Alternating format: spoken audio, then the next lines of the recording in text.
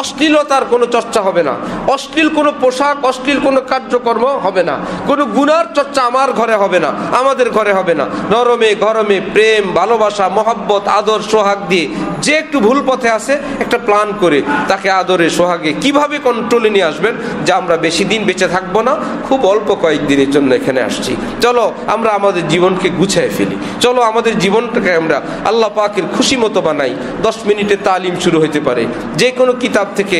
আলেম ওলামাদের পরামর্শ নিয়ে ফাজাইলে আমাল আছে, বেহেশতি যাওয়ার আছে, অনেক সুন্দর সুন্দর তালিমের কিতাব আছে যে আলেম ওলামাদের নিয়ে সব ছেলে মেয়েদের সবাই শিক্ষিত এখন, চলো তুমি তালিম করো।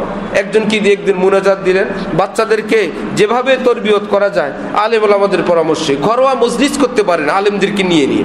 এই মাহফিলে যেমন ফায়দা, ঘরোয়া মজলিসে ফায়দা আরো অনেক বেশি। কারো ঘরের মধ্যে 10-15 জন জমা হইলো, আলেম ওলামাদেরকে নিয়ে বয়ান করান যে আমাদের ঘরে একটু তালিম, মা বোনরা ভিতরে থাকলো, পুরুষ মানুষ, আত্মীয় স্বজন, ফ্যামিলির লোকরা বাইরের রুমে বসলেন, একটু তালিম হলো। এই শুধু মাস্তুরাতের পয়েন্ট আর মাস্তুরাতের পয়েন্ট এই পর্যন্তই বসে না থাকেন।